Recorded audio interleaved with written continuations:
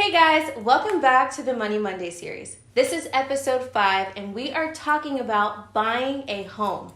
This is one of the biggest purchases that you will ever make in your entire lifetime.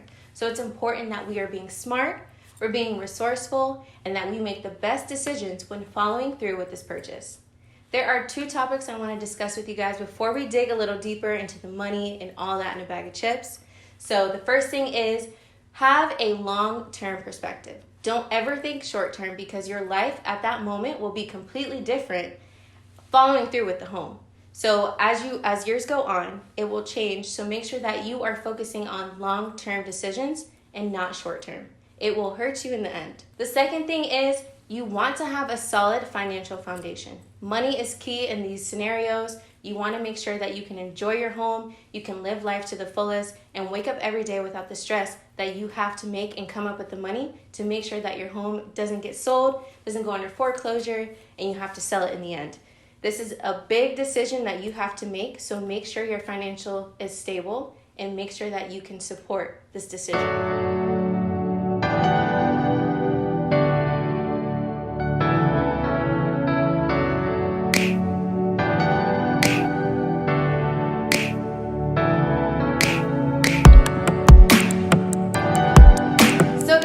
Let's get into the money. So the first topic I want to talk to you guys about is saving for your down payment.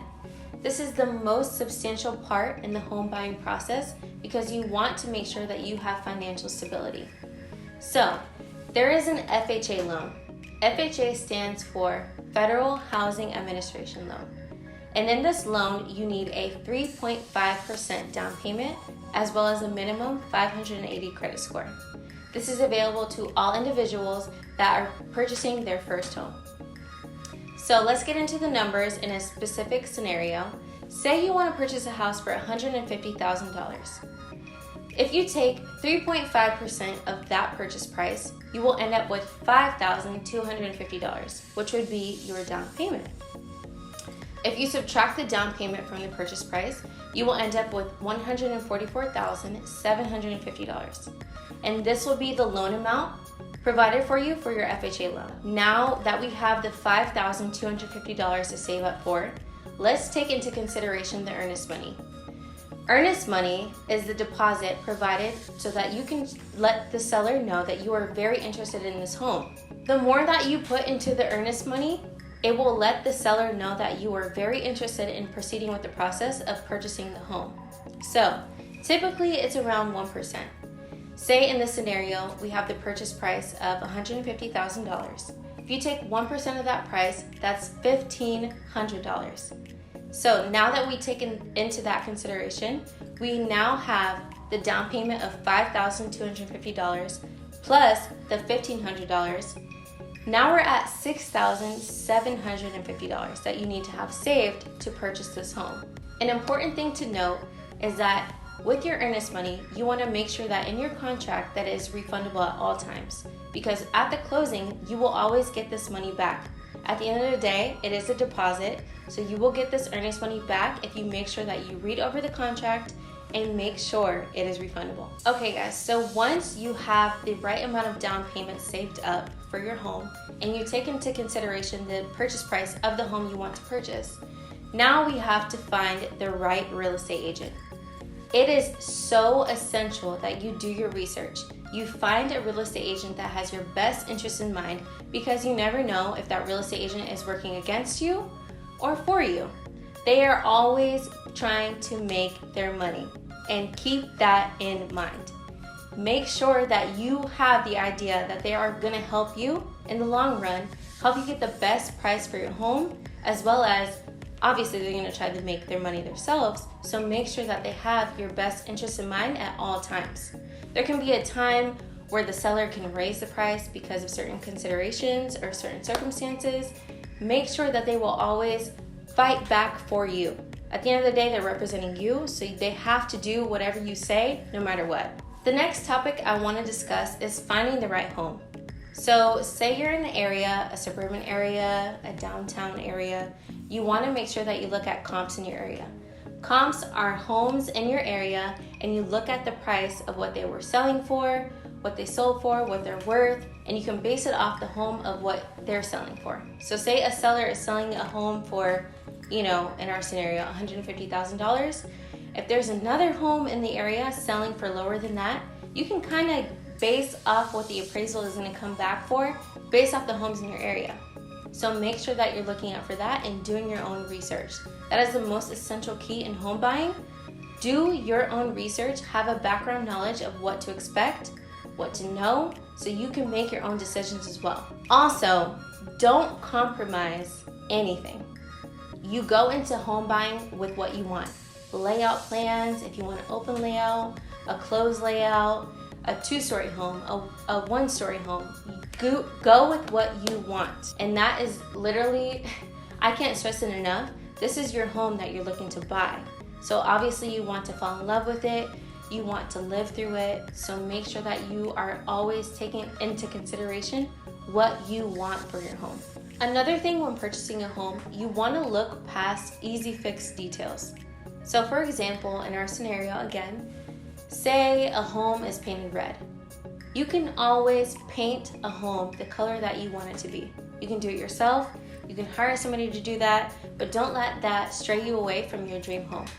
Easy fix details are the best things to accomplish in looking for a home, because those are things that you can always accomplish yourself if you don't have the money. So don't let that stray you away, and I can't stress that enough. You know what you want in a home. I always emphasize, do not compromise. So if these are little things that you can fix along the way, do it. That's fine. Don't let that affect your decision on buying the home. It can always be fixed. Another thing to take in mind is school districts. It's crazy to think about, but it really affects the value of your home. Say you are in a school district that increases test scores around 5%. That can raise the price of your home by 2.5% if you're in the district of that school. Just think about long term, and this is why I said this before, never think short term. If you are in a school district that has those test scores rising, you can make such a big profit if you decide to sell your home later on. So these are certain things to focus on when buying your home. I feel like I should have covered this first, but we are going to dive into HOA fees. HOA stands for Homeowners Association, and it is honestly ridiculous. I feel like for myself, when buying a home, look for homes that do not require HOA fees. They're ridiculous. They can almost be up to the same amount as your mortgage, and that's taking away money from your bills. You can make an extra payment on your mortgage. It's just insane. And honestly, these mostly occur in condos, different areas downtown. They keep up with the cosmetic features of the outside of the home. And why do we need to be paying $500 to $600 every month for HOA fees? Really, that's a whole other bill. You can be saving, it just doesn't make sense to me. So make sure that if you're discussing this with your real estate agent, if you're not comfortable with it, let them know that you do not want to purchase a home with those fees applied. And they will exit and cancel out all those homes that require HOA fees, and you are good to go. But make sure that is said and clarified at the beginning of purchasing your home with your real estate agent or whatever you decide to do. So now to the fun part. Now it's time to submit an offer on the home that you have always dreamed of, and we're here. We've made it. We're doing the thing. And it's important during this time that you are paying close attention to your real estate agent, the seller's agent, and being able to communicate back and forth and do your own research. This is very essential during this time, because you want to make sure that your interest is always best in mind. So what I mean by that is, now it's time to take into consideration the inspection. If there's anything wrong with the home, foundational issues, roof issues, plumbing issues, HVAC issues, these are the main important things you want to look for in the inspection report. If there's anything wrong with those, obviously when you buy the home, that becomes your responsibility. HVAC, roof, plumbing, foundational, those are all things that cost the big freaking bucks. You do not want to take that onto your responsibility. You're making your first purchase on your home. You need to know everything that's wrong with it, everything you need to take care of, everything that needs to be fixed, and you can communicate that with your real estate agent to talk to the seller's agent that will communicate with them and see if they can fix it for you before purchasing the home. This is honestly the most important time. This is the same amount of time that the appraisal happens. So, say you submit an offer for a home and it's under contract. Now you have an appraisal coming out and they appraise the house for whatever price it is. This is the time where they will take into consideration the comps in the area, other homes surrounded by you, what they're worth, what they sold for whenever they were sold at that time, and come up with a price of what your house is actually worth for. So say your purchase price, obviously in our scenario, is $150,000, right? Say the appraisal comes back at like 170, right? So now, obviously, if you continue to go and purchase this price of the home, you will have a $20,000 equity of that home. So say you consider selling that home. You can sell it at $170,000. You always will have that $20,000 equity profit in your pocket. Like, honestly, it's insane. And like, this is the time where you will be able to take out a HELOC, which we will talk about later in future videos. But this is literally the most amazing thing that can happen to you, because you stood your ground. You know what you wanted in your house, you know what you deserve, and you did your own research. And this is the only way that can happen. Fight for what you believe in, fight for what you know, do your research, and learn as you grow. So now we are about to finalize our purchase agreement. So this is saying that we agreed to purchase this home for this purchase price and move along forward until the closing happens. So this can be either the easiest time of the home buying process, or it can be the most roughest, terrible, worst time of your life. Honestly, like, it just depends on both parties. There can be a time where something can be promised and it doesn't happen, or different things come up, and what do you do from there? But it's so important that you communicate everything that you're feeling, everything that you think you deserve, everything throughout the whole process, all of the time, to your real estate agent.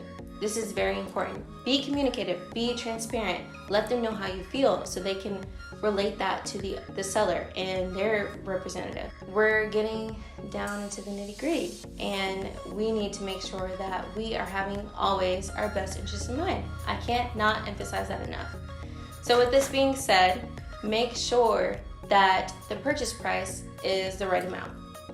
Make sure that everything that you and the seller agreed on is on the purchase agreement. Make sure that there is no flaws, there is nothing new coming up before closing day. Make sure everything is communicated to you. Make sure that you do a walkthrough at least 3 days before closing day, and to see that the home is left the way that it should be to you. So that being said, like, sometimes people can leave stuff in the house, and you will be able to be responsible to clear it all out. And that's just more work on your shoulders. Like, you do not want to deal with that. It's terrible. So make sure that you're able to do a walkthrough, make sure everything is left up to par and ready to be purchased. So this is all about the purchase agreement. Always be transparent, always be communicative, and things will go with the flow. So guys, now it's closing day. This is the best day ever, because all that we have fought for, worked for, and literally communicated with, we are here. We are here to sign the papers, get the keys to our house. It's just the most best day ever. So on this day, nothing should be new to you. Nothing should just come up when you get there to sign all the papers. Make sure that you fight for what you want. And I cannot emphasize that enough. Do not let somebody come in and sweep you over with, oh, I forgot. Like, no, we've already discussed this. We've already had our closing and purchasing agreement.